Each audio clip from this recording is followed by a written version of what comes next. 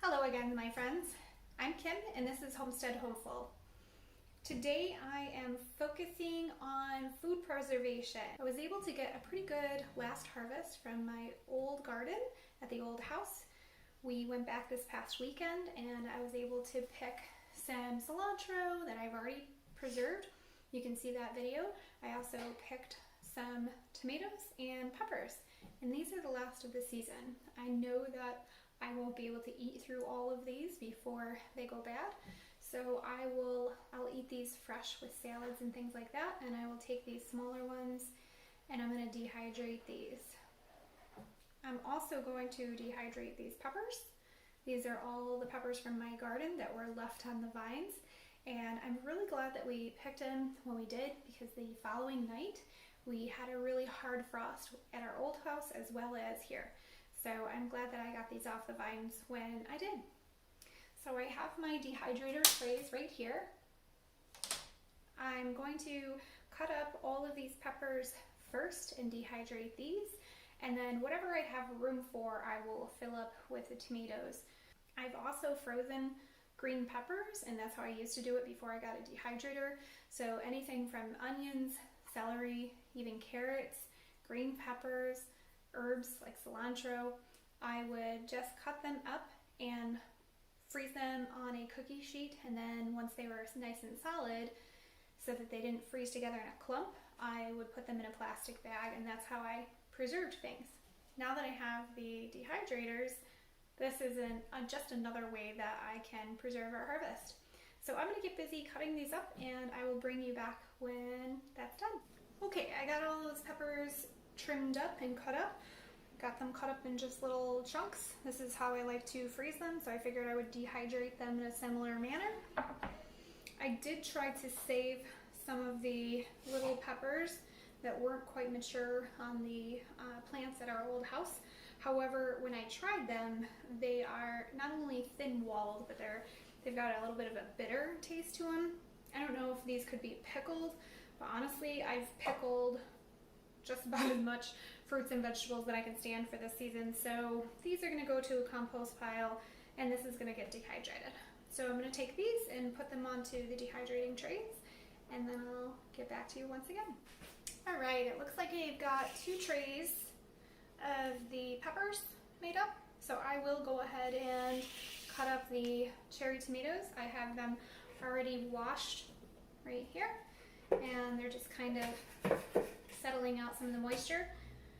When I picked them, I've learned to leave these little stems on, or else when I pull them off as I'm picking them, I tend to take a little bit of the skin with it, and then they start to just go bad quicker. But I'll go through, and then some of these, aren't very good, so I'll pull these out and stick them in the compost pile, and I'll stick all these green stems in the compost pile too. I have my cutting board all rinsed off. I grabbed a smaller knife, because what I'm going to do with these guys is I take the cherry tomatoes, cut them in half just like that, and lay each half down on the tray.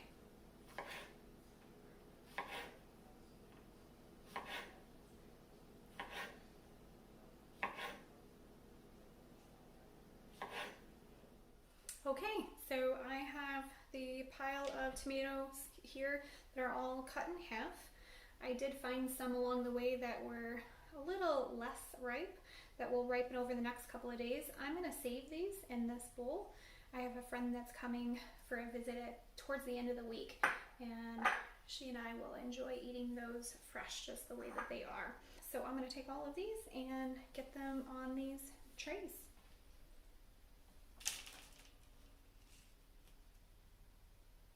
Oops, missed one.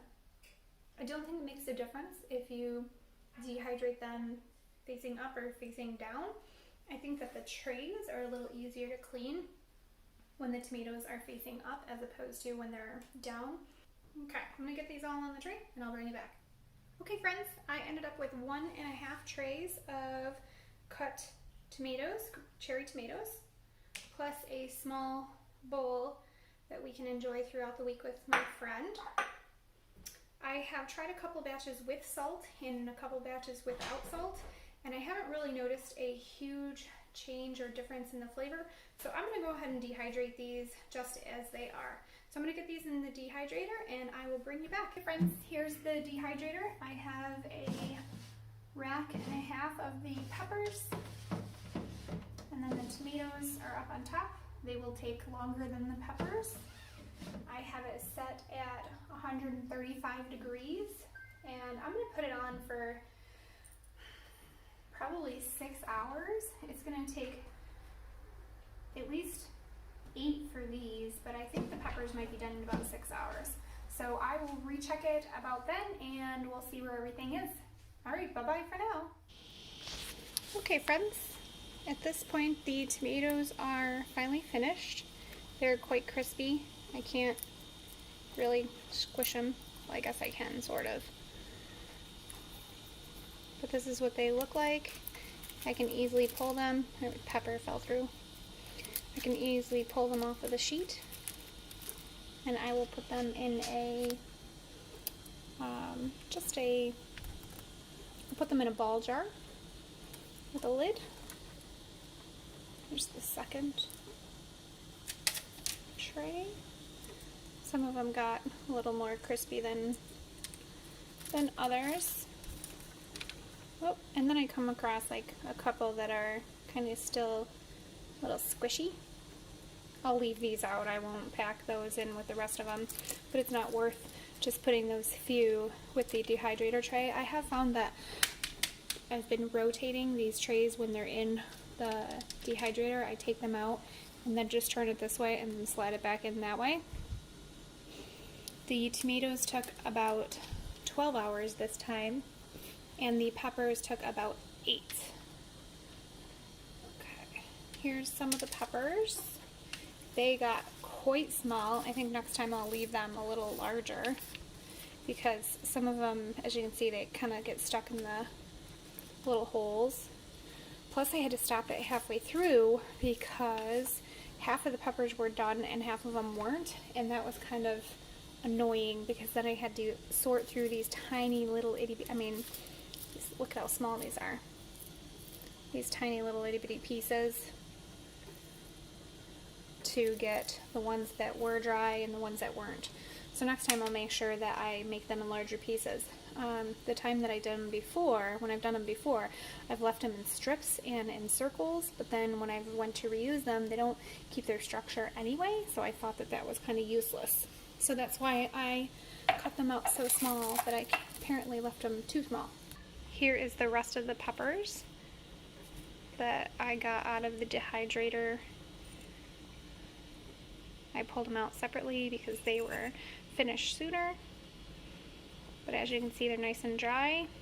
I cannot, since we moved, I can't find the lids to my jars yet. So I just got saran wrap over it for now so that it doesn't soak up any moisture from the air, just in case.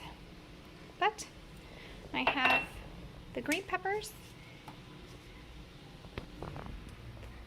and the tomatoes. So I've got a bunch of these in jars already, so as soon as I come across them as I'm unpacking, some of our food and stuff like that, I will put them together. Otherwise, these will just go into a jar of their own. Okay, friends, thanks for watching this little video. Bye-bye for now.